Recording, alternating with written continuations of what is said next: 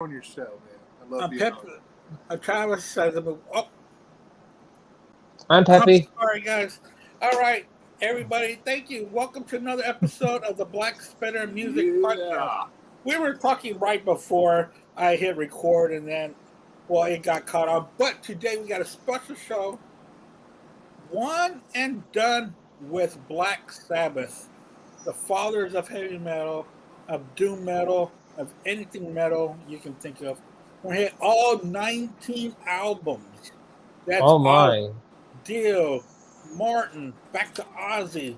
We're gonna pick one song from each album, and tonight on our panel we got Jerry Superman Soupy from the Got BS. it, man. You're the only one that says it right, man. It's not that hard. It really No, is it's not not. that hard. This guy. Soupy. Or this guy, yeah. And he is from the BS Sessions with Mark, Jerry, and Charles Trainer. And in fact, we'll be on there Thursday doing the top 11 albums of 1982. So check that out. That's always fun to do. And also with us today is Travis Perota on his second. What's up? Cheers, man. Cheers. Well, I got to 7-Up. That works. Cheers. It works. Well, actually, I toked up a little before, so ganja. All right. Ganja. So what we're gonna do, everybody, is that we're gonna go through Black Sabbath albums. We're gonna pick one song from each album. We're gonna start from the beginning, from their self-titled album, all the way down to their last album called 13. And Scribble says Black Sabbath better than the Beatles. Black Sabbath I love, but no. Oh, Jerry, I saw that you had posted a picture of the Past Masters. How'd you like it? Yeah, different. Surprisingly good, though. Yeah, these two guys right here, actually, I was listening to them. Yeah. Pretty good stuff, man. Yeah, all those were the singles and B-sides. Yep. There's no album tracks on there at all. Because back then, their singles and B-sides were not released on their albums. I mean, separately. It's got Get Back with Billy Preston. I didn't even know that existed, man. Yeah, Billy Preston played on the whole Let It Be album. See, I didn't know that. So that's kind of cool. So, yep, he's considered the fifth Beatle, and also Estonian. So, and George had brought him in because there was a lot of infighting. Ooh, hold on. I'm sorry, guys. I'm sorry, guys. My Wi-Fi's acting stupid tonight. That's all right. Happens. It's all right. I was wondering what was going on because there was another screen with you in it. Give me one moment. I'll be right back. I got something Sabbath related to show you all. Sure. Awesome. Go for it.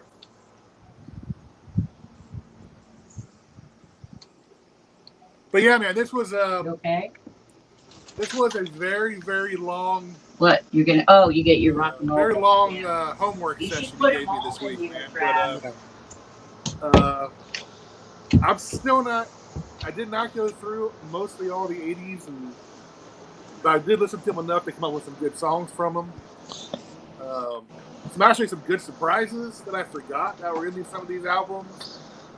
We'll get to them when they come up. But yeah, I mean, I forgot how good Martin was with these guys, man. He was really good with them, man. And Gillan was awesome. Yeah. I mean, fucking great singers, man, this band's had. And I wasn't that familiar with their late 80s and 90s, so going through them, and I'm hearing them from beginning to end, really moved Black Sabbath up on my totem pole of list of bands. Right. That's how much I liked it. So what do you got there, Travis? I got Doom Let Loose from Martin Popoff. Cool, dude. It's all about Black Sabbath all the way up to the reunion show. Me. Awesome. Yeah. Oh, wow. It's got some gnarly pictures. It's got Headless Cross right there. Awesome. Good stuff, man. What? Thank you. So Martin Popoff wrote that book? He wrote that book. Oh, cool. I like to watch him because sometimes he comes on Sea of Tranquility. Yeah, I love Sea of Tranquility. Yeah, I love it too. In fact, that's what gave me the idea to start doing this because I was like, man, I really like the way he does it. So, all right, guys, let's get started. Black Sabbath debut album. Oh, for Pete's sake! But you're fine. Yep, no, he's frozen again. He's frozen.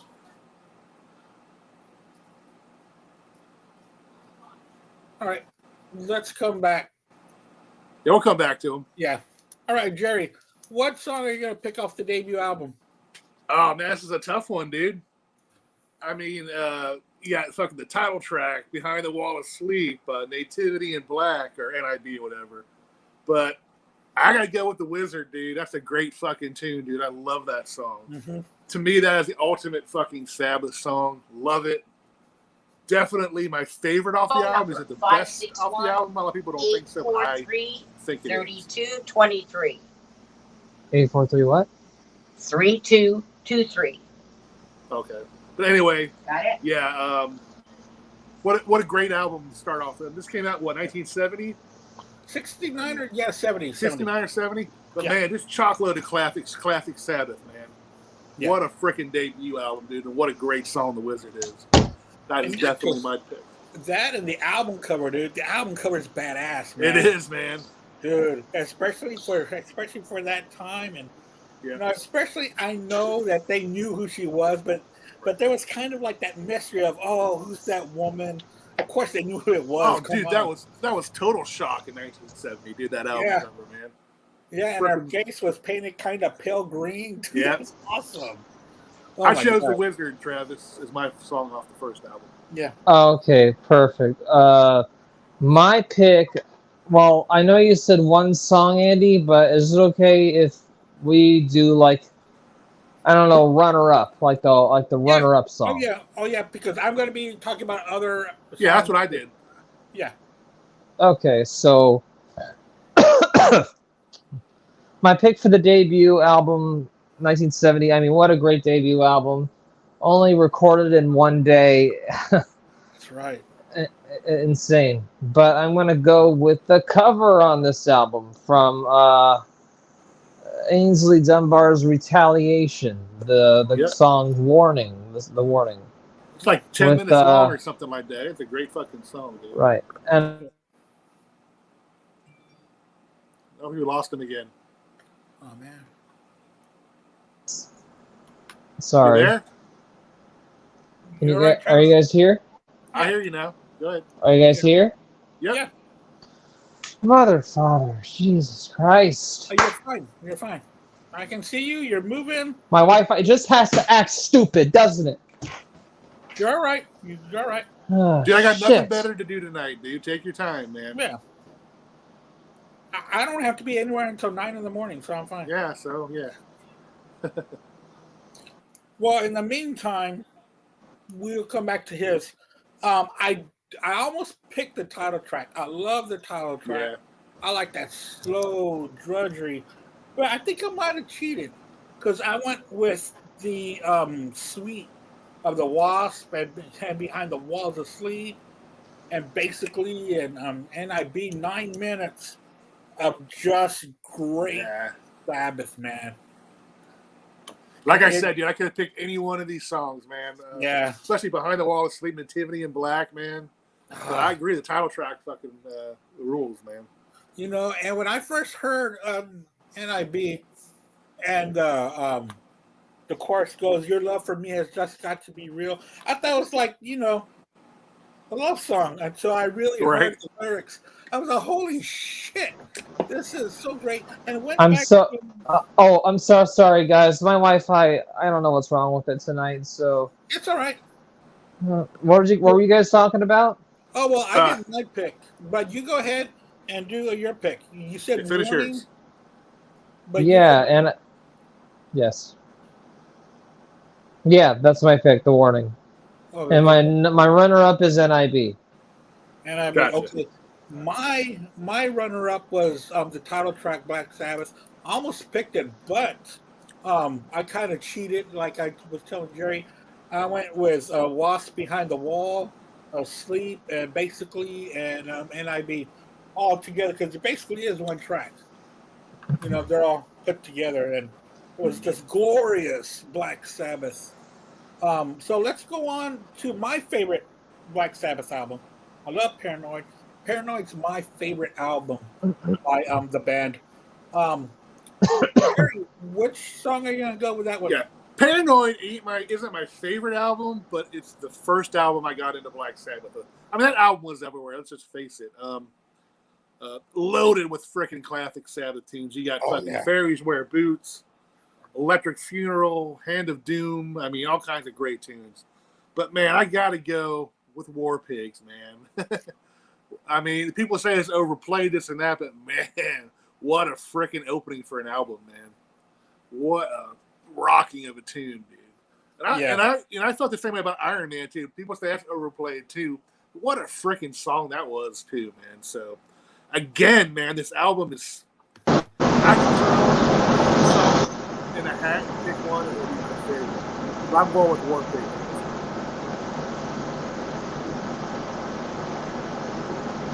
Hello? I'm still here. Sorry. All right. No. We're just gonna have to. We'll make do with what we got, brother. Don't worry about it. Oh yeah. So Travis, what's your favorite song off of Paranoid?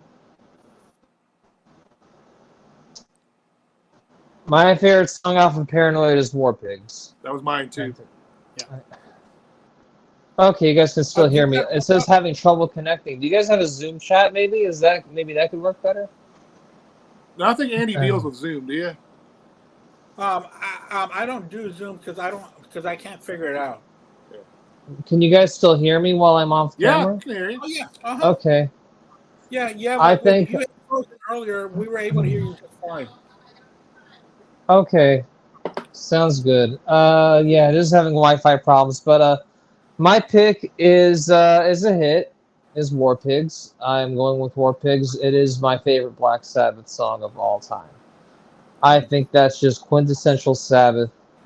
I love the way it starts with that driving riff, and then you hear the air raid sirens in the background, and it's just totally kick-ass from start to finish. I love War Pigs.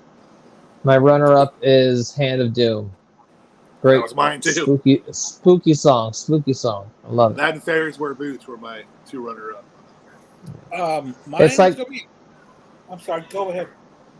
It's like that lyric at the end of Hand of Doom where he goes, his body starts to heave. Death is nearing me. It's just so freaking creepy. Someone just overdosing and dying. Yeah. It's just... Nobody was ever doing that kind of stuff. Nobody was doing that stuff back then. It's an all-time classic album. Not my favorite Black Sabbath album. But I never get burned out on it. I think it's a fantastic album. Well, like agreed. That is my favorite album, but my favorite song is going to be just like you guys, War Pigs. It is just a classic. It's an epic track. I love it. And my second one's going to be Hand of Doom. Yeah. You know, I believe it's amazing. I think it's about heroin addiction among the Vietnam War. During the Vietnam War, you know, you need someone to help you push the needle in. Your skin begins to turn green. It just, you know, Sabbath talked so much or sang quite a bit about the pitfalls of drug addiction. They never talked highly about it. They never glorified it.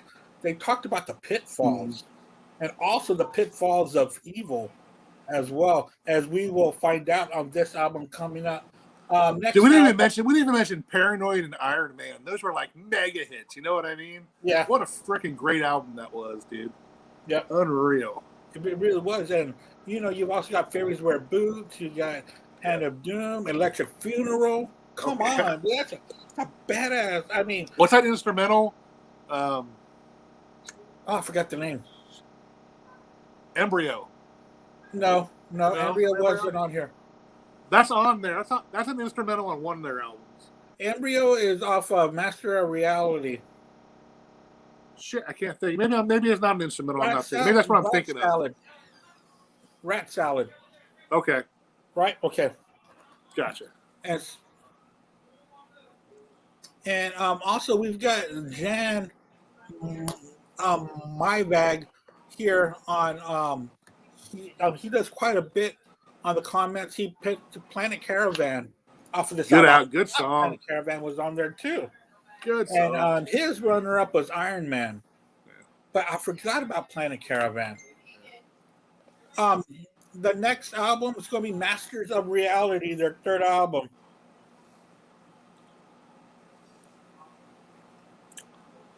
Go for it. 1971, this classic came out, man. Dude, I mean, After Forever, freaking Children of the Grave, Lord of this World. Holy shit. Yeah, there was Embryo, the instrumental, okay. But my song I picked off it, man, is one of my favorite Sabbath songs, Into the Void, dude. Love it, love it, love it. Total freaking banger, man. It's, 6 or 7 minute long of pure awesomeness, dude. Love it. Definitely my pick off that album. My next one, Travis isn't going to be able to get back on. He said that he'll send me messages about his picks. All right, that's cool. Yeah, so I'm just going to keep going. Masters of Reality, Lord of this World, man. This album, I really had a hard time with, Jerry. I had 4 or 5 songs that I was going back and forth with. Right. Into the Void, Forever After, Children of the Grave. Also, is it Greenleaf? No, it's not Greenleaf. Sweetleaf. Sweetleaf, thank you. I was thinking of that English song Green Leaves. Yeah.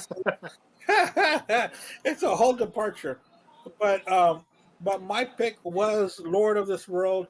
And then after that, man, I could have gone so many different ways, so I'm going to stick with Children of the Grave. Right. But nothing wrong with that one, dude. Into the Void. What a way to end that album, man. Yeah. Into the Void was awesome. And Travis wasn't able to put it in yet. So let's go on to the 4th album, Volume 4, man. Yeah. Volume 4 is my second. One of my favorite instrumentals of all time, Laguna Sunrise, is on that album. I love that instrumental. But the song I'm going to pick is Supernaut, dude. That song don't get enough attention and enough respect for Black Sabbath, in my opinion. But, man, what a great fucking song that is. That is my pick. And that is a hands down. That one wasn't 100% certainty on this album. That was, well, I'll tell you what I went with. I went with Supernaut as well. I mean, I looked to the future and I left it behind. Fuck yeah, dude. The lyrics on this song are just so fantastic. But my second song was geez, I forgot what it was. You got Snowblind. Yeah. FX. I think that one in there. Oh, I'm sorry, because I scratched it off. Wheels of Confusion. Yes. And the way that it starts off, you know. But Supernaut, I love the way that riff starts by Tony. The original riff master, dude, Tony Iommi, man. And people talk about, Ozzy, or do you like Dio, or do you like Tony Martin? Hey, man, as long as Tony Iommi is there, which he always is from beginning to end, and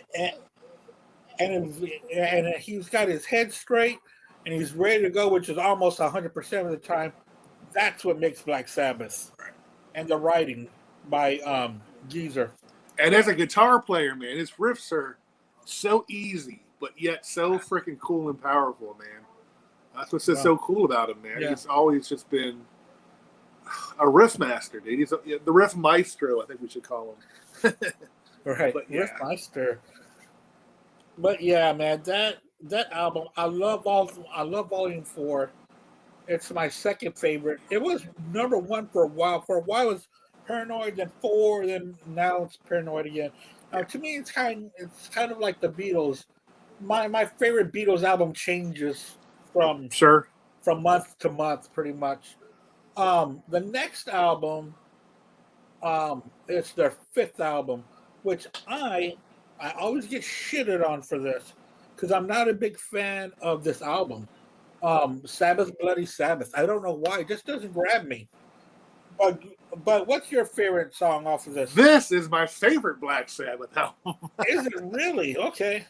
Just because of the song I picked, Spiral Architect. What a freaking masterpiece of a, I don't know if you call it a power ballad or I don't know what you call it, but it's freaking awesome. I love the acoustic intro to that song. I love Ozzy's vocals on it. Just a freaking great tune, dude. I mean, Killing Yourself to Love, another great song off that album. Killing Yourself to Live. What the fuck was the other one? God damn, I can't think of it right now. Oh, look at my notes. The title track, of course. Title track. Oh, National Acrobat. I mean, come on now. Just great freaking tunes, dude. But yeah, I love Spiral Architect, dude. It's one of my all-time favorite songs, you know, in general. So that was a pretty easy one for me, too. Yeah. But what I do have to say about this album is that I do love the artwork on the front and the inside has the guys all, you know, blurred up, and I'm in the back. It's like a dream of, like a cool looking Ghostbusters kind of. You know what I mean? But my runner-up track on here is going to be "Killing Yourself to Live." But my favorite song off of here is going to be the title track, "Sabbath, Bloody Sabbath." Every time we talk about Sabbath or Ozzy, this album is mentioned as being, you know, like if you said it's one, you know, it's your favorite Sabbath, it's Al Horta's one of his favorite Sabbaths. So I always try to go back to it. It just doesn't grab me. It's weird. It's like that. It was like me with Anthrax. I kept going back to Anthrax. People are like, love Anthrax. I'm like, I just can't get it. So I understand, man. I really do. So yeah, and I try, man. I've got it, and I do listen to it, but I do listen to others more. So and also that's going to introduce the keyboards, right, into Black Sabbath, done by the great Rick Wakeman. Oh, that was Rick on that one, huh? Yeah. And in fact, they wanted him to join Sabbath full time, but Yes wouldn't let him. Or he wanted to stay with Yes. Because I know Jeff Nichols was a longtime keyboard player for that. Yeah. But he came on later, I guess. He came on later. Jeff Nichols will take over pretty much. When we get to it, he was very important to keep the atmospheric feel to what they were doing. And I think he was an actual member, wasn't he? He wasn't just a side project member. Yeah. Well, we'll like get to that when it comes on, they made him a member, but man, he went on there without being credited for a number of albums. Yeah. Yeah. Coolness. Yeah. So the next one, we're gonna hit Sabotage, another great album. This was part of their 6-pack, man. This was a big old 6-pack, and it was fantastic. And such a short period of time too. So what are you gonna do with Sabotage? Hole in the Sky, The Writ, Thrill of It All. 3 freaking monster songs, but the biggest monster to me, Symptom of the Universe, man. Yeah. Again, I don't care if I'm picking the more popular songs as my number one, because there's a reason why they are the more popular songs. Yep. Because they're freaking amazing. This one is, another freaking classic in my opinion, dude. So I don't apologize for picking the popular ones. But you're so right. They're popular for a reason. They're popular because they ass. And that's why I picked Symptoms of the Universe. That's an awesome track. I picked that one as well. My runner-up, I did go with what's the name of that song? Remember, Insane. You know what I'm talking about? Oh, Megalomania? Yes, I do love, because it's so messy. You know what I mean? It's like so discombobulated, but still works as a song. So Oh, I went with and then the Red off that album, dude. It's a great album ender. An epic ender, dude. Another freaking great album, man. Yeah, it was, man. And even starting with the great track "Hole in the Sky," which Pantera does another great work on that as well. And then it goes into that short little instrumental. I don't know the name of it, but yeah, it's a great put together album, man. Song structure wise. So yeah. And even who produced them, by the way? Did they produce themselves? I don't know. I'm not familiar with that. I'm not familiar with who did that one. Mike Butcher. Okay. Huh. That's why we need Al. That's why we need Al. He knows all that shit. Yeah, but Al's on his way to Tampa Bay. Moving. Oh, he's going to move there. He's moving there, right? Yeah, and he's leaving tonight at midnight. So he's getting some sleep before he hits the road. That's a long drive, man. Yeah, it is. To Tampa? Whew. Oh, I've done it before. We used to go down to Fort Myers, which is even more south. So yeah. But yeah, that's what he's going to be doing. But also, when you hear Sabotage, to me, the production work on it is awesome. Yeah, I do. I think so too. Like I said, the songs are in perfect order, in my opinion, in that album. Yeah, it plays very well. They start to hit just a little bit of a snag. These songs are not as bad as people pretend them to be. But Technical Ecstasy. That's what I'm thinking. The same thing. It kind of maybe dropped the ball a tad in this album, in my opinion. Yeah. Are there good songs on it? Sure. I had to take Gypsy, and I don't know why, because I couldn't pick a favorite off it. But I mean, you got It's All Right, Backstreet Kids, You Won't Change Me. This was a tough one, man, because it's not really a great album.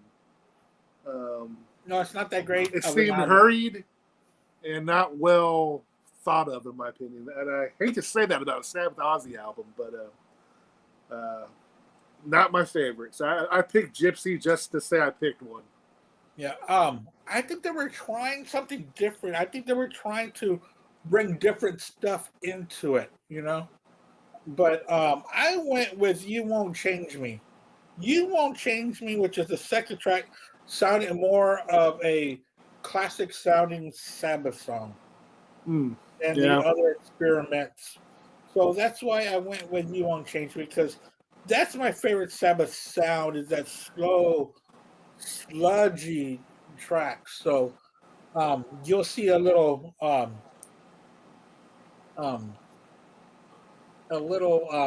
that's how I pick most of my songs.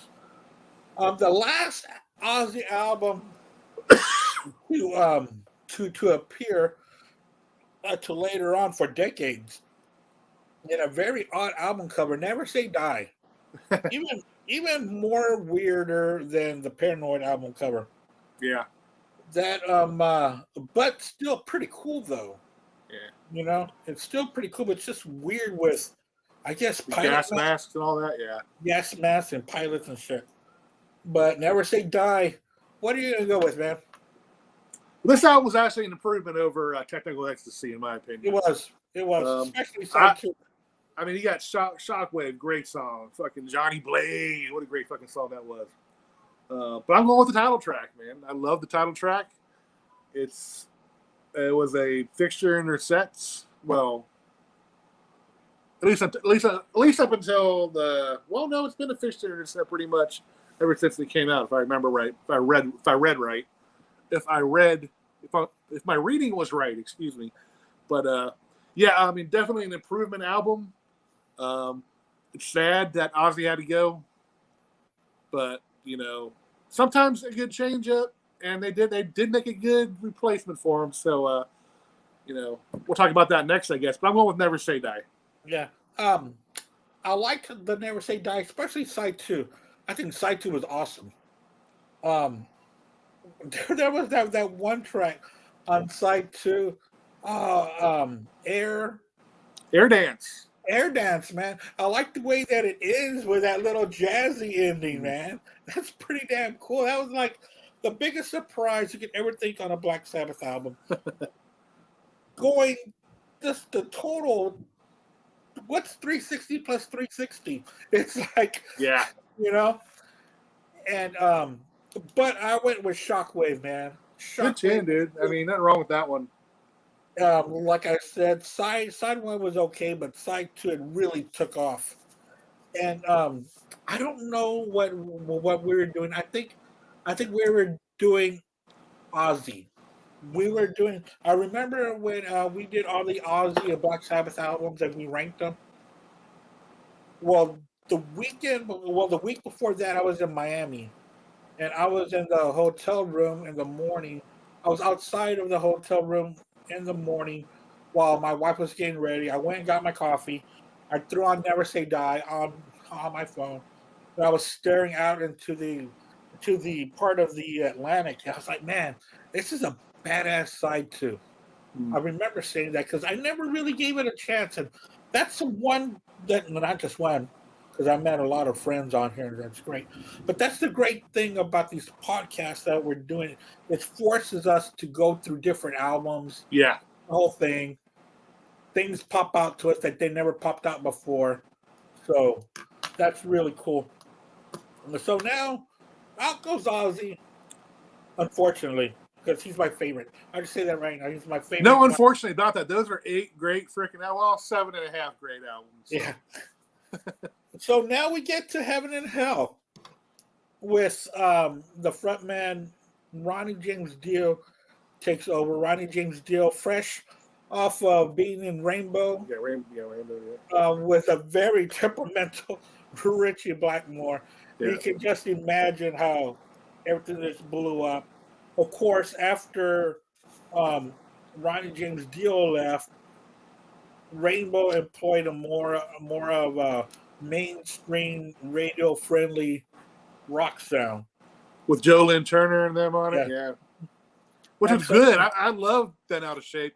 I thought that was a great album, but yeah, I prefer Dio being in Rainbow. But I prefer Dio too. But there might be an album that's going to pop up in 1982 on my part for me from Rainbow. So we'll see what pops up.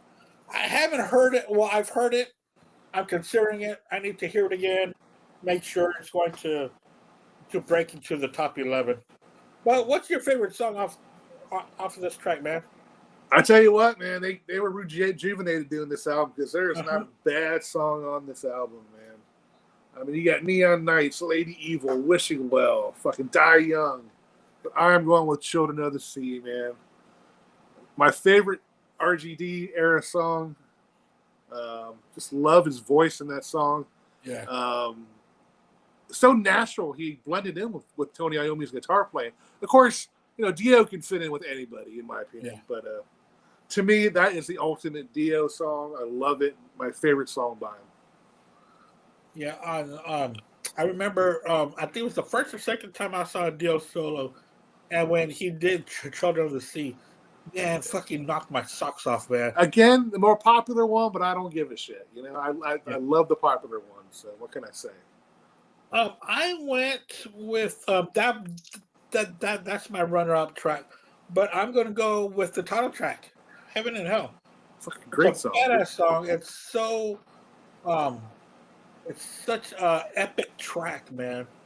It comes and goes, and I did not own Heaven and Hell for the longest time. I think I bought it like a couple of months ago, and I bought the deluxe edition. That's got some tracks on there, some live tracks. Unfortunately, I wish it was a little bit longer because it's the same tracks over and over a little bit, and I hate when the deluxes do that. You know what I mean? Yeah, I've always been iffy. I've just always been iffy on buying these deluxe super box versions and shit like that. Most of them are money grabs. Some of them are cool, but man, most of them are just money grabs, dude. Yeah, and that's what irritates me is the same tracks over and over and over. You can hear, like, I think Heaven and Hell comes out like 3 more times. With that being said, there's some bands, Pink Floyd, Led Zeppelin, I'll buy anything they put out. So I'm just as guilty as everybody else. So who the hell am I? You really love the band to get into the deluxe ones, and you really, they could have put a whole live album on here instead of the same track over and over. Right. That was kind of disappointment, but I needed Heaven and Hell in my collection. But I went with the title track. The second album before Dio departs. For a little while. For an album or two. Huh? So, the second album with Dio kind of follows the same template as Heaven and Hell. We're talking about Mob Rules. I love it. Another great album. I'm going with Turn Up the Night is my favorite one off that one. But I mean, Over and Over, Voodoo, The Sign of the Southern Cross, man, all great songs, man. Yep. It's a shame this didn't last very long because I think it could have really. I don't know the circumstances of him leaving Sabbath, if it was in bad terms or good terms. Like I said, I'm not a hardcore Sabbath fan, so I don't know why he left. Did he get fired or did he quit? I don't know. You have to fill me in on that one. Yeah, I don't know. But I mean, he was hot, dude. I mean, Dio was freaking on fire with the solo stuff back then too. Yeah, he was. So, but yeah, I mean, Turn Up the Night's my favorite song off that album. But this was a tough one. This wasn't as easy as Heaven and Hell, in my opinion. Yeah. But man, fucking great record, dude. Love the Mob Rules. And in fact, I'm reading a Black Sabbath book right now, and Dio is just signed on with the band. So that's at the point that I'm at. When I get to why he left, I will let you know. But Cool. I've been in the same spot for about a year, so I don't know if that's... Again, that's why we need Al. Yeah, Al, where are you? But the next one we're going to do is the only one that they do with the great Ian Gillan of Deep Purple. I love this album. I love these albums more than the Dio albums, in my opinion. Born Again, which is supposed to get a remaster working. I don't know if I want it to or not because I do like the sound of it. You know, it just sounds so evil. It sounds like it was recorded in the corner of somewhere in hell. It's Black Sabbath. It's Tony taking the band into the 80s, in my opinion. Yeah. So, yeah. But yeah, I think it was Geezer and Ward's last album for a while too, wasn't it? Yes, it was. Yes, it was. Because Ward was not on Heaven and Hell, I don't think. Right. Oh, he wasn't. That's right. Carmen Appice was. Appice was on that one, and then Ward came back for Mob Rules. So what did I'm sorry for Born Again? What did you go with on this one? It's corny, and I love it. Well, it's not corny, but the title of it's corny. I love the fucking song. I love Zero the Hero, dude. I love that freaking song so much. Me and my best friends used to crank that song. Headbangers Ball era type. That video was always on. That we listened to that fucking CD all the time. This brings back great memories. But there's some good songs on it, man. Yeah, there is. Stonehenge, an instrumental, fucking kick-ass song. What else do I got here? The Dark, great fucking song, dude. I mean, just Digital Bitch. I mean, all kinds of great fucking tunes on this record, dude. Yeah, but, this is a really again. This is another. I wish this guy would have done more, dude. He sounded good with them, in my opinion. Yeah, but yeah, that's my pick. I think it's the longest track on the album too. I liked his wail that he has. Yeah, you know, and that wail sounded evil with Sabbath behind him, man. But my favorite track off of here is going to be the title track, Born Again. I think Born Again is the longest track. I think they stretched that one out instrumentally. And after that, I would go with Digital Bitch on that one. And Hero the Hero is fantastic too. I love that track. There's so many great songs on here, but I'm gonna go with Born Again. So give me 1 second. I'll be right back. Yeah, sure, of course. So as we were saying, like Jerry was saying, that this was the only album that Ian Gillan did with them, which was a shame, you know. But there was, and not only were they a good band, but you know what I've read and what I've heard was that all four of them really had a good time making this album, and that they really got along very well. And the next album that we're going to hit is going to be an album that should have been a Tony Iommi solo album, but Don Arden, who was their manager at the time, was pushing for another Sabbath album so that he can bring up sales. So the next album is going to actually be called it's going to be called I'm sorry, excuse me.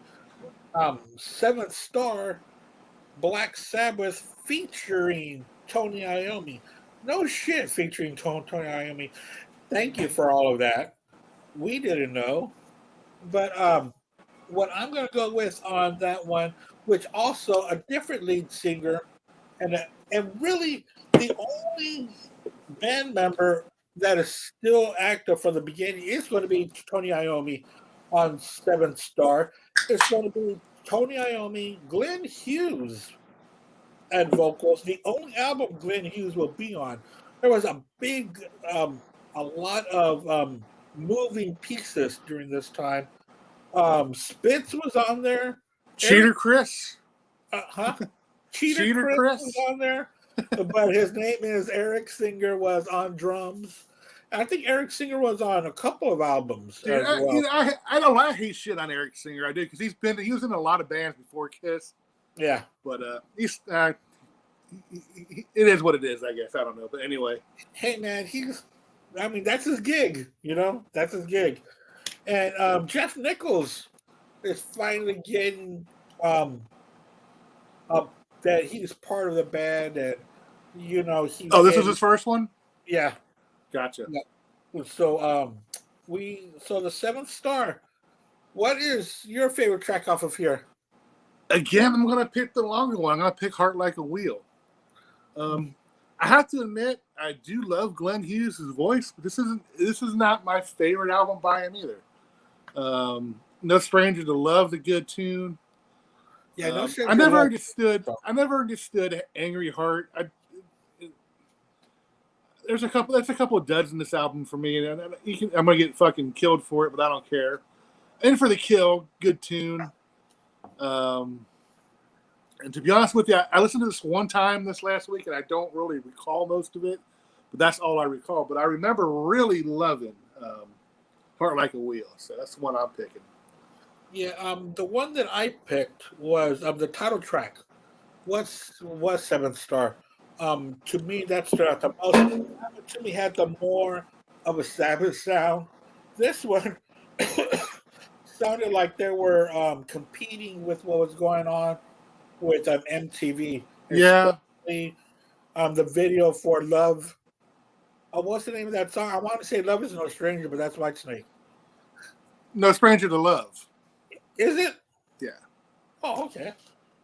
I don't know, but it sounds like a Whitesnake song. It does. Right? A lot of these songs have turned to stone. I mean, they all sound like they were, songs of that era. They could have been, what I mean? So, Angry Heart. I mean, And I can see, and you can see that you can hear that it could have been a Tony Iommi solo album because it really wasn't a Sabbath sounding album. Sure. It didn't have a Sabbath sound to it. With those big riffs. The riffs were not there. What it was flashy solos. Yeah. And solos that were not very memorable, which is odd. Exactly. Like I said, there was a few albums where nothing really stood out. This is one of them. But like I said, Glenn Hughes, man, what a great freaking singer he is. I'm surprised it didn't resonate more in me when I listened to it again a few days ago. So, but I don't know. Just didn't do it. He's coming to town in August. I'm thinking of going. Oh, he's not in the Dead Daisies anymore, is he? He's in something else. It's going to be Glenn Hughes doing classics, classic purple Oh, really? is what it is, and he's opening for Amy Malmsteen. So that might be something that I'm gonna go check out. I've been checking out on YouTube because they did this before, like in 2018.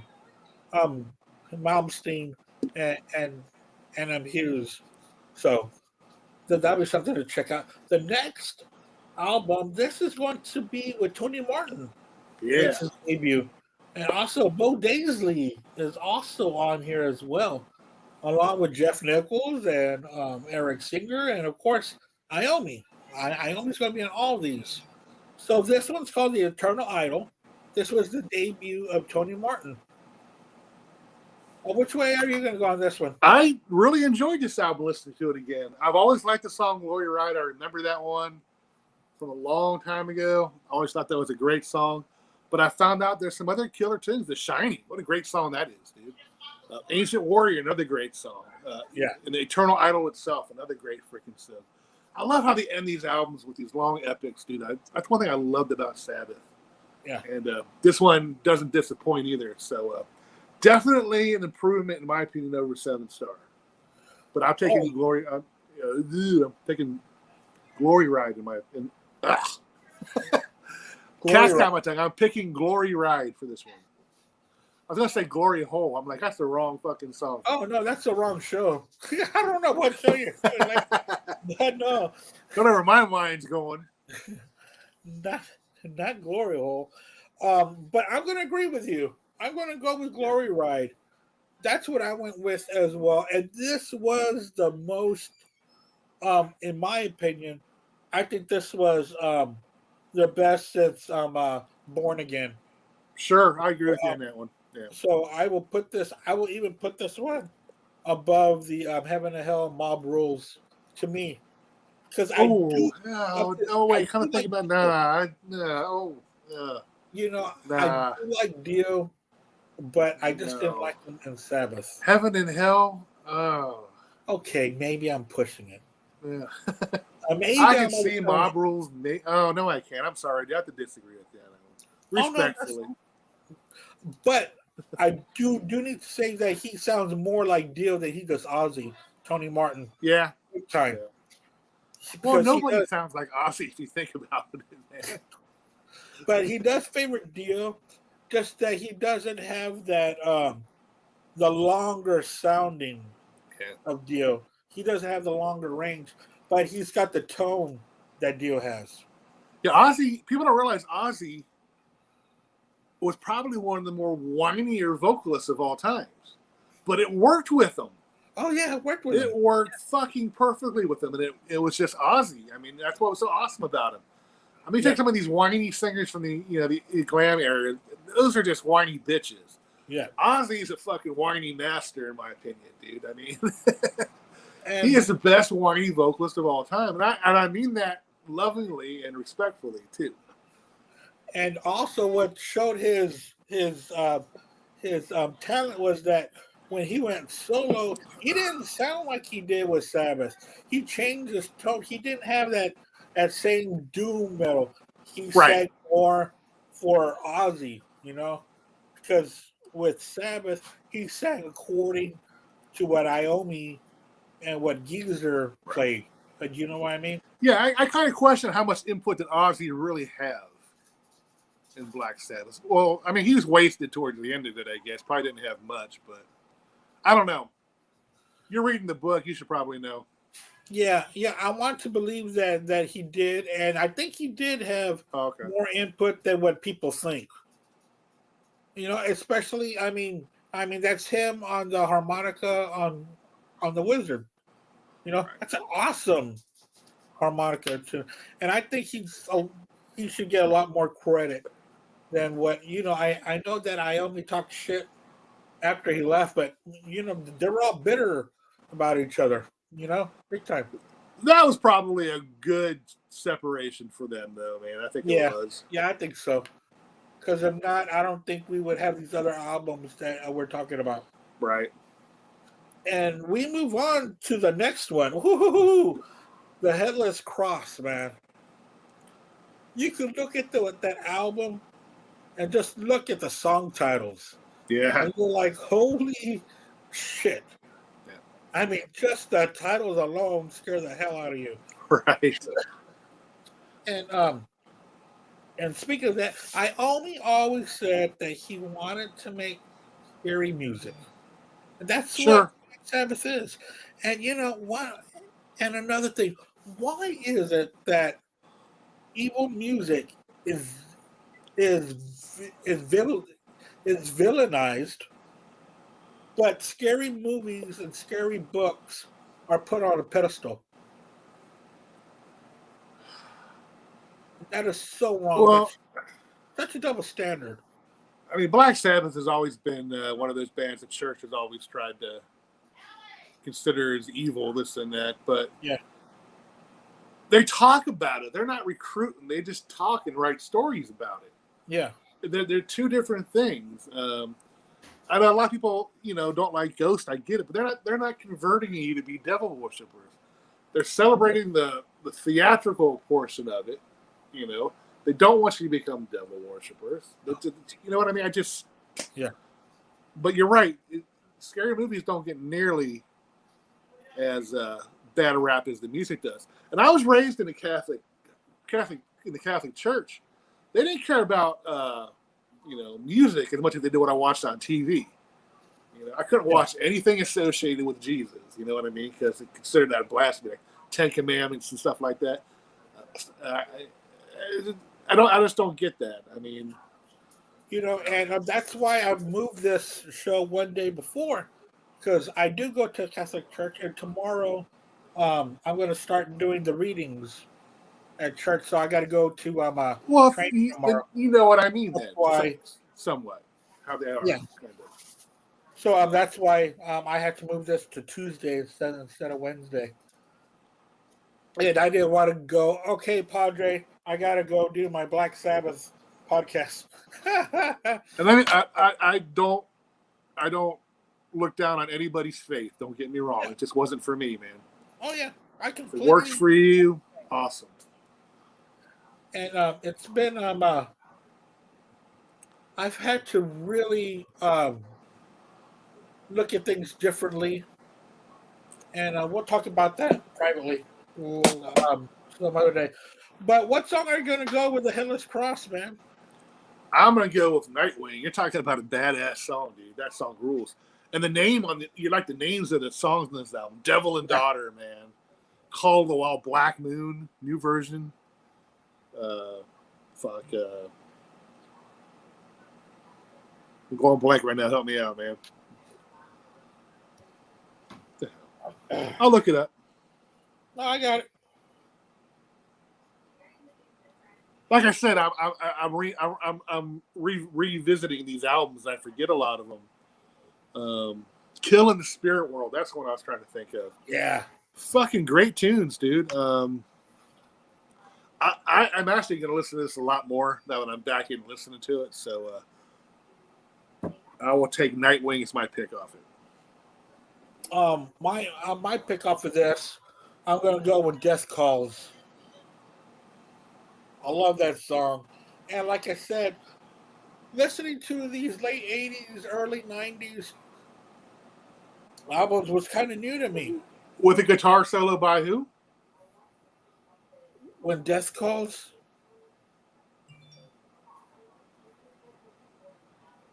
That's not Eddie Van Halen, right? Okay, hold on. Come on, man. You need to get it. Okay. Hold on. I don't know. Brian May. Oh, you're right. His name was in the title. Yeah. Brian May. And in fact, you know how I was never a big Queen fan? Well, the other day I bought these two Queen albums, Queen 2 and Sheer Heart Attack. Oh, man. That's the best right there. Best two albums. Queen 2 is my favorite, but Queen 2 I had not hit because I've been hitting Sheer Heart Attack like every day. I've been listening to it. Yeah, that was good Queen, man. That's some fucking awesome Queen, dude. So, I'm trying, man. I'm trying. I started watching Bohemian Rhapsody the other day as well. but then I don't know, kind of turned it off. It was good. I mean, the guy played Freddie to the T, man. You can't deny how good he was playing him. It was I guess the time periods were all messed up. This and that. Song releases were not in the exact order, but I couldn't stand the Elton John one. That's the one that got me the worst. But I didn't mind the Queen one. I couldn't stand the Elton John one, especially when the songs weren't even in order, or they were talking about late '60s and they were already playing Benny and the Jets. Right. Like, that came out in '74. Why are they talking about it now? Yeah. I was like, I mean, but then you look in retrospect, it's Elton John, so I guess it's going to be a little flamboyant, I guess, but I don't know. I don't know the movie, but I will never deny the body of work that guy's music. Him and Bernie Taupin were freaking amazing. Oh no, their music is fantastic. But I was so excited about the movie, and then especially when he had a lot to do with it, and I was like, oh man, I can't wait. And then it was just the song sequence. Yeah. It was just like, it's like when you're hearing the greatest hits and they're not in order according, because I like greatest hits compilations to go in order so that you can see how the bands changed. You know, that's what I like. And I have nothing against musicals. I like some musicals, but this, me too. Just wasn't. I mean, the guy, he played Elton John really good. I mean, but I don't know. There's something about it just wasn't for me, man. I mean, it's not the whole gay thing. I can give a crap about that. Oh yeah, I don't care. It just wasn't. It just wasn't. I think you're right. It was just so out of whack, man. Yeah. You know, that's probably what it did. Did it for me. And in fact, speaking of musicals, we're going to go see The Temptations. Oh, that'd be cool.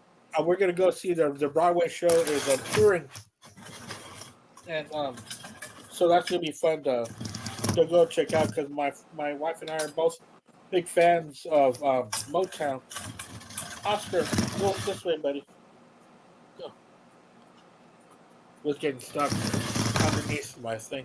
So this past Saturday, for the past 30 years, here in Houston there's this place called the Mill Outdoor Theater where they do free shows and stuff. And in fact, I saw America there, the band America. Oh, really? Yeah. And this is their 100th anniversary.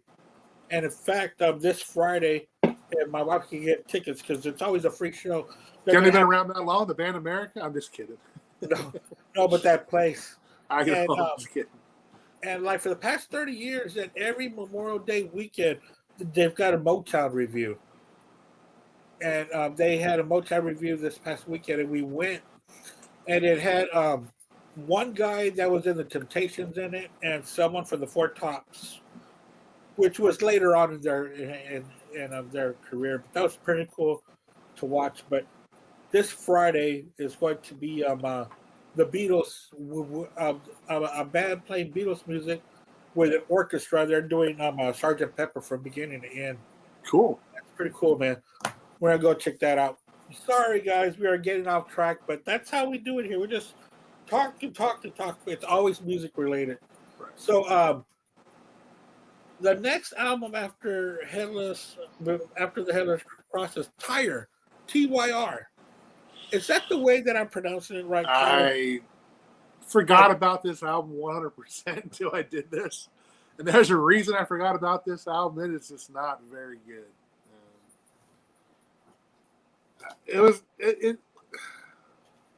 I struggled even to find a song I liked on it. So I picked Auto Monday on it, the first song off it. I just, man, I don't know what else to say about it. Hey, it's Travis. Yeah, there's Travis. Hey, Travis, how's it going, man? It's going now. It's better. Good. All right. Do you want? I'll tell you what, man. Real quick, why don't you run by yours real quick? Number one. Yeah. We're up to TYR. We're up to TYR. I haven't done that one yet. Yeah. So go ahead and start from Masters of Reality down to Tyre. Okay, so here, let me just set up my iPhone real quick. Sure. And we'll get started. So for Masters of Reality, I'm going to go with Into the Void. Runner-up is going to be Children of the Grave. Okay, let's go. Volume 4 is going to be Wheel of Confusion. BLack SaBBath is Sabracadabra. Sabotage is The Thrill of It All. Oh. Technical Ecstasy, that was kind of hard, but I'm going to go with Backstreet Kids. Me and Andy were talking about that album. That was kind of one of their weakest albums. Do you agree with us on that one? Yeah, but it's still a pretty good. But it's not like a classic Sabbath album, in my opinion. No. It's not. Never Say Die. I love Never Say Die. Underrated. Johnny Blade. Oh yeah, that's what I wanted to say. It's like Johnny Blade is the name of Iron Man. You know, because it reminds me so much of Iron Man, and they finally gave Iron Man a name, and it's Johnny Blade. I love that song. It's so weird in the beginning, but it builds up. It's so cool. Heaven and Hell. I'm going to go with the opening track, Neon Nights. Love the Dio era so much. Mob Rules. Mob Rules, that was tough. I was going to go with Country Girl, but I decided to go with Voodoo instead. Oh, okay. Born Again. Love that album too. I'm going to go with the obvious choice, Zero the Hero. Mine too, Hey, that's what you went with. I love that whole album, though. 7 Star, I'm going to go with Danger Zone. Oh. I love 7 Star. Eternal Idol, The Shining, obviously. Headless Cross, my second favorite BLack SaBBath album. I can see why. I'm going to go with Kill in the Spirit World. Oh, yeah. I went with Nightwing. We're talking about the great titles of songs on that album. Yeah, those are some awesome titles. What do you think of that album, guys? Love it. I like Headless Cross. In fact, I went with When Death Calls. I like that track, too. Yeah, I went with Nightwing. I like that's the sign of a good album when we all have different songs. Black Moon. Yeah. All the Wild. The Death Calls. Yeah, with Brian Mann doing that guitar solo. Yeah, he got me on that question there. I couldn't think of it. I forgot. Now we're on Tier. Now we are on Tier. Jerry, what do you got for Tier? Like I said, this is a tough listen, man. I don't like this album. I'd have to go with the first song, Anu Mundi, because it's the only one I remotely like off. There's something weird about this album that never got my attention. And I forgot all about it until we did the homework on this. So I should tell you something right there, how I feel about it, in my opinion. It had the great Tony Martin in it, man. Don't get me wrong, great singer, but this, I don't know, missed the mark, in my opinion, this album. And 1990 was a weird year. I mean, there was such transitions going on in music, and I don't know. 1990, there was a big change and a lot of things going on. You're right. Just never really registered with me, that album. Oh, what's your favorite track off of Tier or Tire? I don't even know how to pronounce it. Is it Tier or Tire? It's Tier. Tier. I always called it TYR because it was capitalized, but I love that album. I'm going to piggyback off of Jerry and say Anno Mundi. Okay. On Tier, I had 2 picks. Let me go with my runner-up. My runner-up was The Lawmaker. But my favorite track off of there was Sabbath Stones. Yeah, that's a good tune. I forgot about that. That is a good song. Yeah. I'm kind of surprised you didn't like it that much, Jerry, because I thought it was... Well, I had it down. I really did. I had it down right here as my favorite. Yeah. But then I have my runner-up next to it on Monday. But I think I like... whatever. Yeah. That's your pick, but I was talking about the whole album in general. I really liked it, man. I really like these later year Sabbaths. I should really start to invest in them. Yeah, there's an album coming up I think we're going to spend a lot of time talking about. Ooh, I know what that is.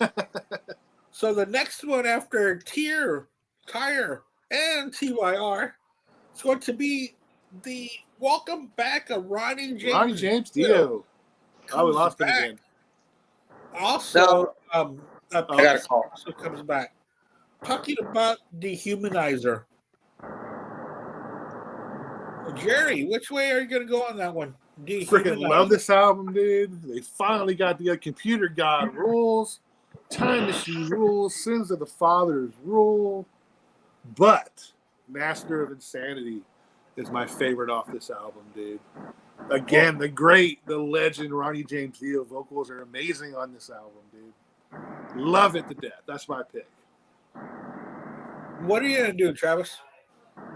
I'm honestly not the biggest fan of Dehumanizer. I do enjoy it, but I feel like when it comes to the Dio era Black Sabbath albums, it's near the bottom.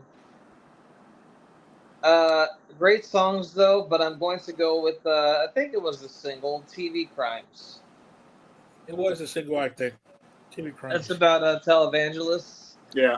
It's a great song. Love it. I love Geezer's bass work on that. He really shows off his skills on that one.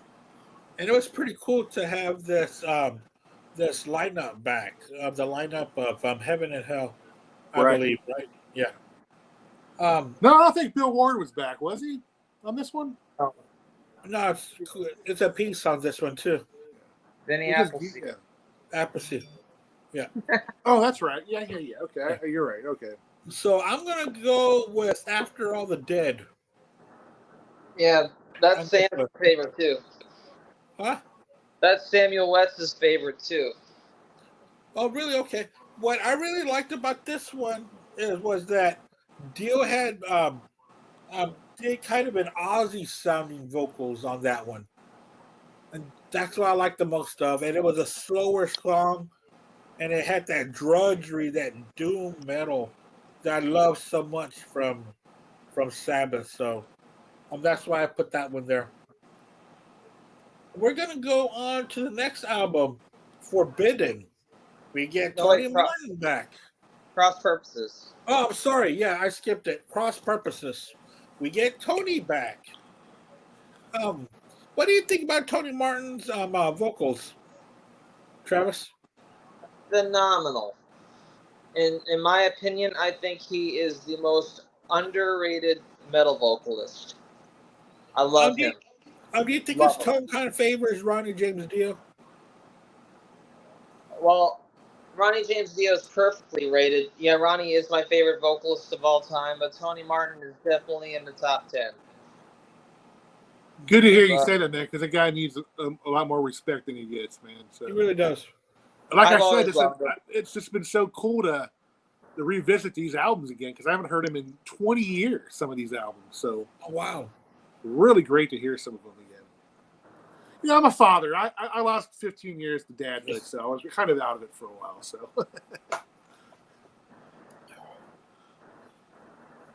So, anyway, where the hell are we at now? We are at Cross Purposes. So, what are you going to go with there on Cross Purposes? I have Virtual Death down for it, but I'm going to have to go with the closer, Evil Eye, I think. I like that song better. Or do I? Decisions. I'm going to go with the tie. Actually, I'm going to go with the three-way tie. I'm going to put Immaculate Deception in it as well. I like all those songs equally. I didn't have the longest time to revisit this album, so I'm just going by what I just heard one time around. Right. So I'm going to pick those three. That's all I really can remember of it right now. So I'll pick those. What are you going to go with, Travis? Well, first I got to say that I absolutely love Cross Purposes. I think it's out of the Tony Martin albums, which they're all underrated, but this one to me is like the most underrated. I think it's a great album. I think it's what Dehumanizer should have been. I think, to me, and it's the only Tony Martin album to feature Geezer Butler. Oh, wow. So, my choice was pretty easy. I'm going to go with the opening track, Eyewitness.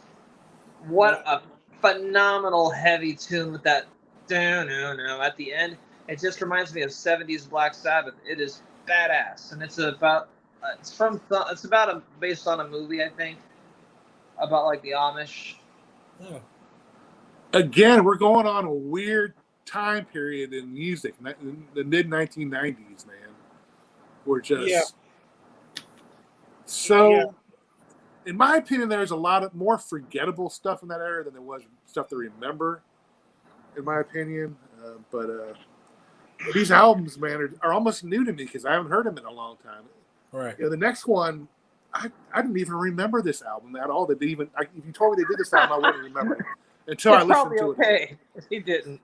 I had a 4-year-old daughter at the time, dude, so I was kind of out of it. All right. Right. Yeah. You weren't gonna. Hey, y'all take care of the baby. I'm gonna listen to Cross Purposes. Yeah. You know. Yeah. And then, I was still sour because I was kind of the glam guy in fucking grunge, which I was bitching about. If I took my music away, this and that. But so I was really kind of not really into music in that time period. So I later went back and started liking a lot of bands from that era, though. So. Yeah, because the '90s to me is one of my favorite decades. I like it more than the '80s. Not better than the '70s, but definitely '70s and '90s are my favorite era. And to me, the '90s is summed up in two bands: Nirvana and No Doubt. You got the sad, grungy, fucking dreary Nirvana. And 5 years later comes this happy No Doubt shit out of the blue. You know what I mean? It's like happy sounding music again, this and that. Yeah. This is just so weird. And there were great bands come out in the 90s, don't get me wrong. But when I think of the 90s, those are the two bands I think of. I don't know why, just do. Yeah. Well, they were very popular for that decade. They were kind of the face, Cobain and what's that? And Gwen Stefani. So she's hot. Yeah. I don't like No Doubt, but they were huge. I mean, you can't deny how huge they were, man. I mean, oh yeah. I love Tragic Kingdom, and I love their second album after that. Return to Saturn was really good. I'm not too familiar with it. In fact, I like No Doubt. I think they've got good. I like her better, no doubt, than her poppy solo shit, but that's not saying much either. But anyway. All right. So we are moving on to the album Forbidden. Odd album cover. Awesome album cover. Would y'all call it a cartoon? Or because it's not a... It's kind of Iron Maiden-ish, ain't it? Yeah, that's what I thought of too. Very Iron Maiden-ish, especially maybe Halloweenish in a way. I don't know. You've got that skeleton in the hood. I mean, yeah, a lot of shit had that back then. But kind of like the Headless Horseman. So, what song are you going to go on with, Jerry? I am going to have to take a pass. Okay. Because I did not get to this album. I don't know this album. I do know that song Rusty Angels, but I don't like it that much. That's the only song I really know off it. So I'll have to pass. Sorry. Oh, no, man. It's okay. If you can't make an honest pick, you don't have to. Right. And Travis, what are you going to do? Well, according to a lot of people, this is considered the worst Black Sabbath album. It was produced by Ernie C. from Body Count. Yes, it was. And Ice-T does a little rap inside the first song of The Illusion of Power. Yeah. And it turned off a lot of Black Sabbath fans, and Black Sabbath basically kind of disbanded after that, only for Ozzy and the gang to reunite like a couple of years after. But, my story with this album, I heard from somebody that it really wasn't that bad of an album, so I ordered it off of eBay, and it took like 2 months to get to me. It came all the way from Romania. So it's really not even in circulation anymore, basically, huh? Oddly enough, it came to me Hallows Eve. Wow. On Hallows Eve. Yeah. Maybe that was a sign or something. But I don't hate this album. I don't hate it. There are some songs that aren't that great, but there's a couple standouts for me. And my favorite track from this album is actually one of my top 5 favorite Tony Martin Black Sabbath songs, period. Kiss of Death. I love that song. And the title track is great. And Get a Grip's alright. But Kiss of Death is a really great song. I love it. Great swan song for Tony Martin. Yeah. My Get a Grip is my runner up, but I did go with Illusion of Power. I love Ice-T. I love Body Count, and that's what has this kind Dude, Body Count rules. I would love to review a Body Count on our Freeform one day. Yeah, and they're coming out with a new album. I think it's out this summer, which I'm looking forward to because the last 3 albums were fucking brutal, man. They were really great. And I really don't like heavy stuff, but when Ice-T is singing over that, I like it. In fact, I like Ice-T doing Body Count. Yeah, I remember listening to hearing There Goes the Neighborhood for the first time. First of all, I was thinking before that, Ice-T doing metal? What the fuck? Then I heard it, and I'm just fucking blown away by it, dude. The fucking band is powerful and it rocks. They rule, dude. I mean, him and Ernie C have been at it for a good while now, but they got a great sound, man. That band he's got is freaking awesome, dude. Yeah, so I'm gonna go with Illusion of Power. I can't even see Ice-T on Law and Order because that's just not him. I just can't see it, man. Because I really enjoyed his rap. I love his character on SVU. I love that show. So, I liked him doing Iceberg and Original Gangster, and then going on to Body Count. Just great stuff, man. Yeah. So that's what I went with was Illusion of Power. So we're down to the last album by Black Sabbath. And Ozzy Osbourne makes a return on this album. And the drummer, though, is not Bill Ward. Actually, it's Brian. No, wait. What's the last name? Welp? Brad Welp. Brad Welp. Yes, Brad Welp. Yes. And he came from Rage Against the Machine, right? Yeah, I think he is his drummer. Yes. Yeah. So, and also, since he was the Rage Against the Machine, he was also in Audio Slave, and now he was here, and I think he did a fantastic job to keep up the sound of Sabbath. So, Jerry, and I just have to say that I loved this album. I thought 13 was a great album. I loved it. At least more than 3/4 of it was great. They kind of lost me towards the end there. But what are you going to go with, Jerry? I fucking love this album. And I can tell you 2 reasons why people don't like this album. It was produced by Rick Rubin. And Bill Ward wasn't on it. I guarantee you if Bill Ward was on this album, people would have loved it better. Because there's nothing. It's a typical Ozzy Sabbath album to me. Yeah, it is. I mean, you think of songs like Pariah and End of the Beginning, man. Great songs. God is Dead. I mean, those are fucking great tunes, dude. I mean, I don't get the hate with this album. But I picked Damaged Soul as the one that I picked off it. I love this album. I can't believe it's 10 years old already either, man. Damn, I know, that's crazy, dude. It's 10 years old.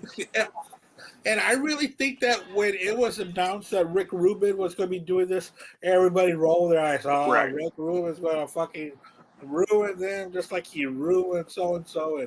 But when I first heard it, it sounded like classic Ozzy Sabbath era. It did. I mean, I guess I must be, I don't know. Because a lot of people hated it. I mean, diehard Sabbath fans hated this album. I don't know why. Yeah, I was excited for it. I really was. I thought it was awesome. I love it.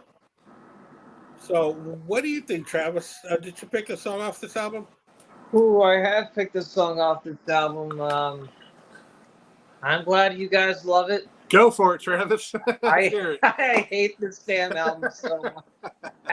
And it's for one reason alone. And look, It is. I do consider it Rick Rubin's fault. Here's the thing. Rick Rubin in the 80s and early 90s was awesome. Oh, yeah. You know, Danzig and, Yeah. you know, Flair. Beastie Boys. But I felt like there wasn't, even if Bill Ward was on this album, it would still suck. Because the songs are unoriginal. It's Rick Rubin basically telling the guys to, hey, just play the same songs from your first two albums. The thing about Black Sabbath is they're always changing and evolving. And to just reduce yourself back to just the first album again, it's lackluster.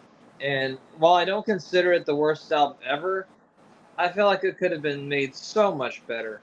The vibe. I'm sorry, man. I'm going to interrupt you, but I'm going to say one thing. Before this album came out, the vibe was already so freaking negative, man. This album really didn't have a chance. It really didn't. Sorry, I'm that kind of guy that does not listen to the singles before the album comes out. I wait for the album to come out, and then I judge it on my own merit. Right. It's kind of like I don't watch movie trailers before I see a movie. I like to just be in for a surprise. I have one song that I do like. I don't like this song, but if I were to find a song that bugged me the least, I would go with Loner. Yeah.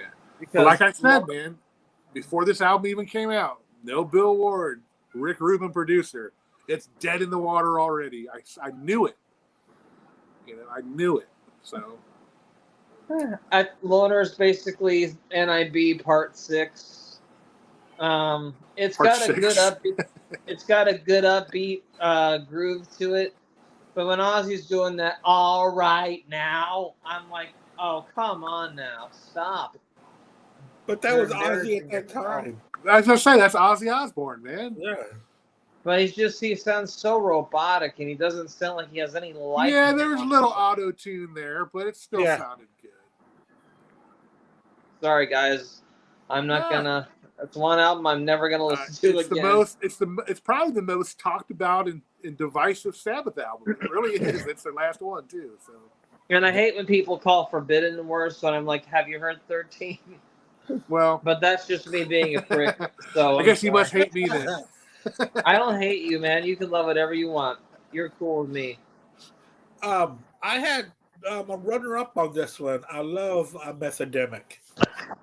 I think it's awesome. They talk about meth. It kind of reminded me of Hand of Doom, just a different drug that they're talking about. I'm not saying it's better than Hand of Doom, but just the subject matter. Just the subject matter. But I'm going to go with End of the Beginning. You know, the beginning track off of here. I also could have gone with God. Great. That's the first song I heard off it. I was in love with that album. Yeah, I couldn't wait to get it. And in fact, it's crazy because my uncle was never a Sabbath fan. 13 made him a Sabbath fan to go back and listen to everything.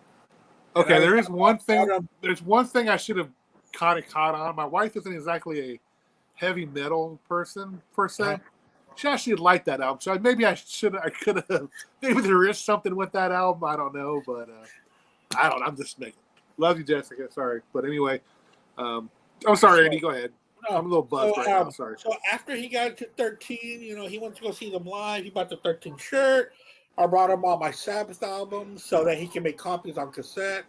And ever since then, he's trying to find everything Sabbath. So see, it was a gateway album for him. That's awesome. Yeah, 13 was his gateway, which I never heard of.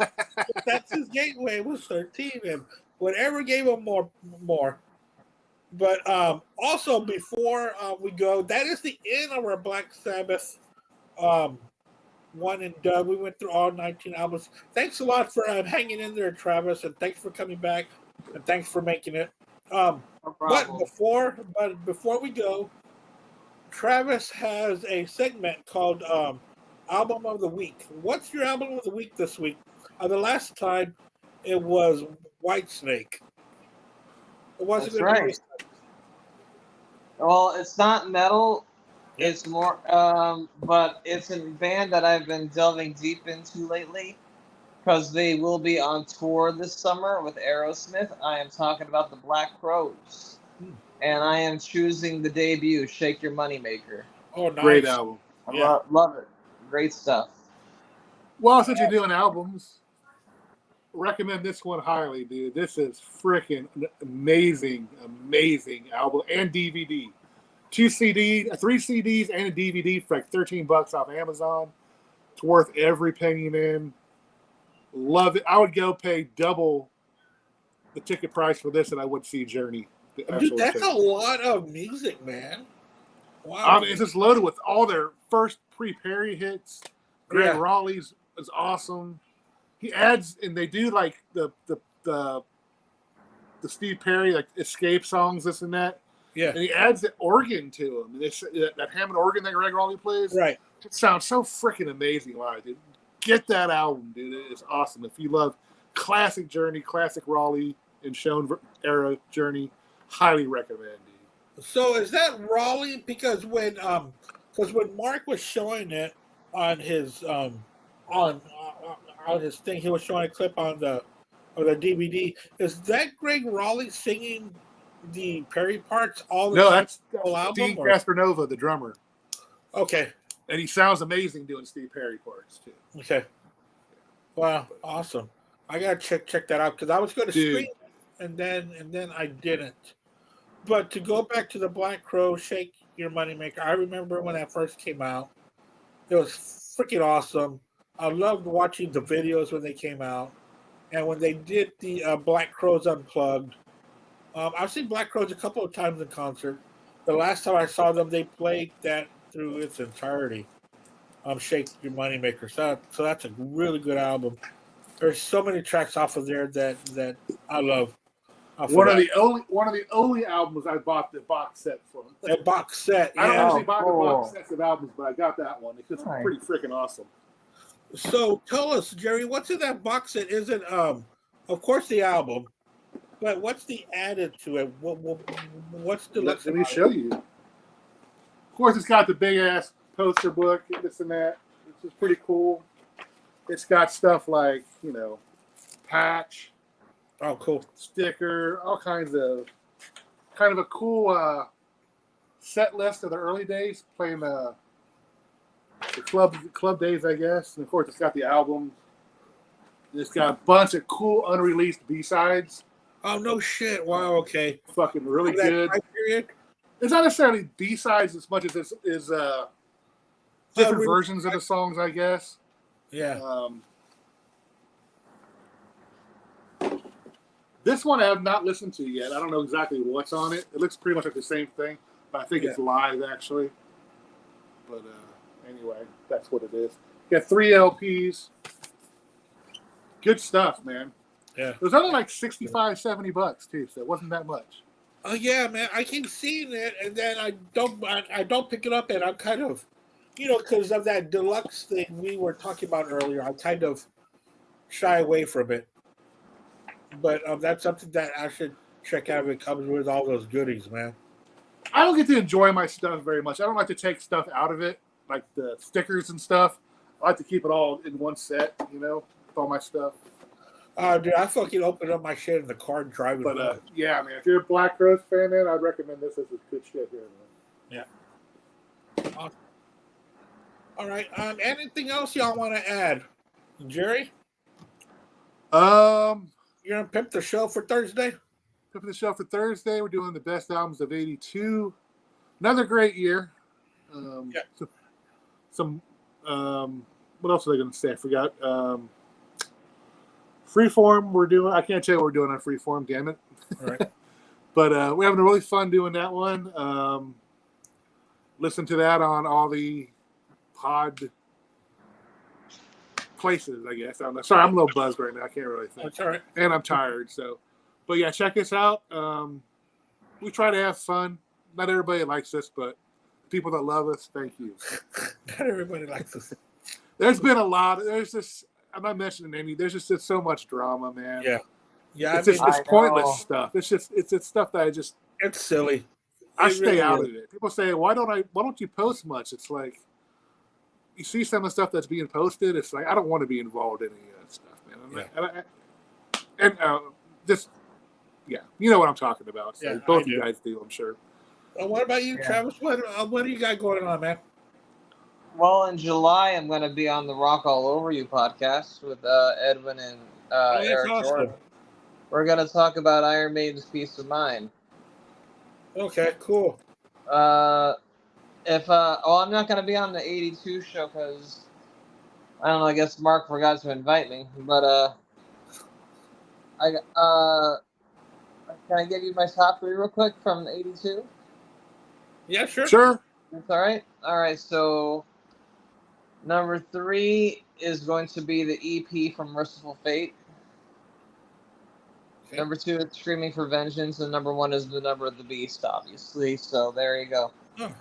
Those are my top 3. There you go. Mine's going to be very, very. So many different kinds of music are going to be on my list. It really is. But my number 1, I'm going to do a little bit of a spoiler. My number 1 album, I don't even own any versions of, but it's no doubt the number 1 album of 1982. Mm-hmm. Okay. I think you guys know what that is. The Number of the Beast is mine. So. That's definitely one of the best, yeah. Yeah. That Merciful Fate EP deserves a lot of credit, too. It does. Yeah, and in fact, I asked yesterday if I could add an EP to it, and I was told yes, that I can. So I'm going to have an EP on there. Just that no one knows which EP I'm going to go with, which is really cool. So it's not Merciful Fate. It's a different EP. Okay. Yeah, I just can picture you being in the Merciful Fate. Yeah, you like that? Yeah, I'm not. Yeah. It's too heavy for me. But next week on the Black Spitter Music Podcast, if you want to be in it, Mark Alden Taylor is going to be in this one. We're going to be ranking Tom Petty and the Heartbreaker albums. Oh, I don't know enough about Tom Petty to do that, so okay. Yeah, I'll let you know again. I'll let you know on Monday, as always. Yeah, so that'll be next Wednesday. We are going to be doing Tom Petty and the Heartbreakers. I'm excited for that. I've been a big fan of Tom Petty ever since I guess I was in elementary. And then in high school, his releases in high school were just... God, that's another one that's going to take me forever to do homework. That just been a part of my life, you know? Yeah. And releasing new music when I was, in high school and in college, So we're going to be doing that next Wednesday, Tom Petty and the Heartbreakers. And if you don't want to be in that one, Travis, you just said that you're not that familiar with, I'll keep you up to date on my next few ones after that. Actually, any kind of think about it, I'll probably definitely not be able to make that one. All right, I'm doing a show on Saturday and Sunday, so my wife might be doing a show. My favorite Tom Petty song is Mary Jane's Last Dance. Yeah, that was a good song too. That was off the greatest hits. Not on a regular album. It was released as a greatest hits song on there. I think they'll be my next deep dive. So like listening to a band discography because they have like the greatest hits CD. Yeah. So I'm down for getting more into Tom Petty. Yeah, man, he's a really good singer and he's a really good songwriter, and his band's tight as fuck, man. It really is. He's got a tight band behind him, and I think they almost all came up together. I think there might be one or two that are no longer there, but they tried to keep everything intact for as long as they could. Even when it was breaking at the seams, Tom. Well, one of the keyboard player died, didn't he? Not the keyboard, the bass player. Bass player, okay. Yeah. And then Stan Lynch, I think, did he ever come back to him? No, nuh-uh. They had a pretty bad breakup, I think, too. Yeah. And then Epstein, I believe, died of an overdose. Yeah. But Petty tried so hard to keep it all together with the original members, but it just couldn't do it. But all right, guys, thanks a lot for participating. And Travis, go ahead and keep on using your phone for the near future. It works great. Okay. It does.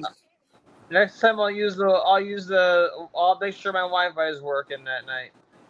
But I'm really glad that you were able to come back, and I'm glad that you were able to do your picks. Because you were excited for this, so I'm glad that you were able to come back. Jerry, once again, thank you as always. Oh man, thank you.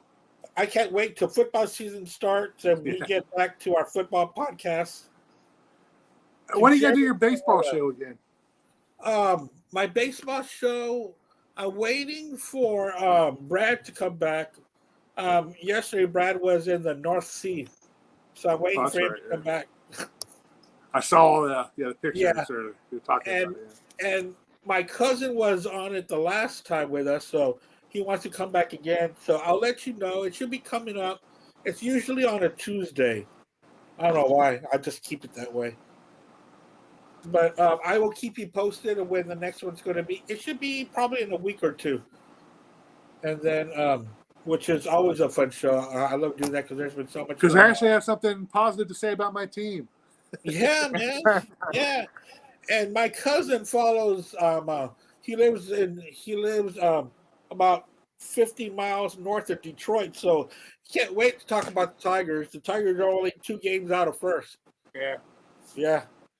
But the Twins are playing 1 game over 500. I mean, what are you gonna do there? But I want to thank you guys so much for being a big part of this. Thank you for taking the time. Hey Andy, I got a question for you. Yeah, of course. What other BS session ideas do you have?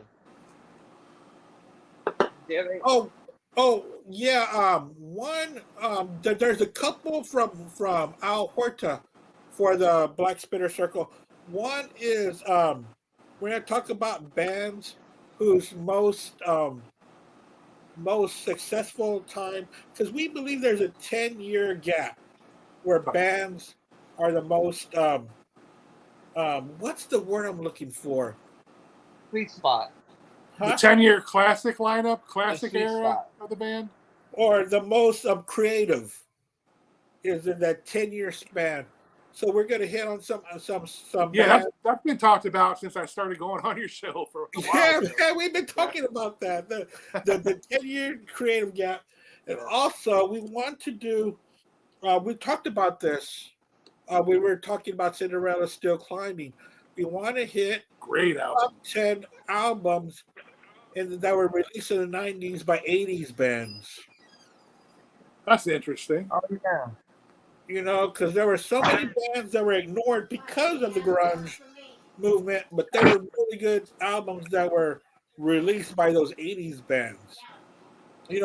Like one that I love that I'm going to talk about, and I don't care if I say it now, people might forget, but Painkiller by Judas Priest. Judas Priest was left for dead after, because I didn't like Turbo, and I didn't like the one after that. Oh, dude, Ram It Down. It was that Johnny B. Good cover that just ruined them, man.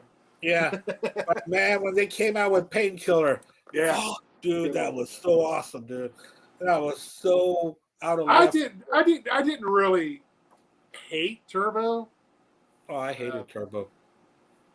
I saw them live on that tour. The set list was kind of disappointing, but at least I got to see the classic lineup, though, so that was kind of cool. But yeah, I've seen them a couple of times, but I think some weak tunes off that album, like Parental Guidance. That's kind of weak. We'll talk about that some other time. And Turbo Lover. I mean, I like Locked In. I thought Locked In was a great song, dude. Always. But yeah, those are the episodes that we got coming up on the Black Spitter. Nice. Original, man. I like these original ideas, man. I love Ram It Down. I haven't thought spot for that one. But that's what we have coming up. And of course, Travis, we like touching on albums of the years on Black Spitter as well. So that's going to sneak up as well. And also, we are working our way through the alphabet where you pick your favorite top 10 bands that start with a certain letter. So that's a recurring monthly show. And I think we've only done... I haven't done that one in a while, have you? Nah. It's been a while since I've done that. This is fun. So I still have like 23 letters to go through. So I got a long we got a long way to go, man. So I will keep you posted with everything that's coming up. All right? All right, guys. All right, guys. Y'all take care. You too. Later. See ya. Bye. Bye.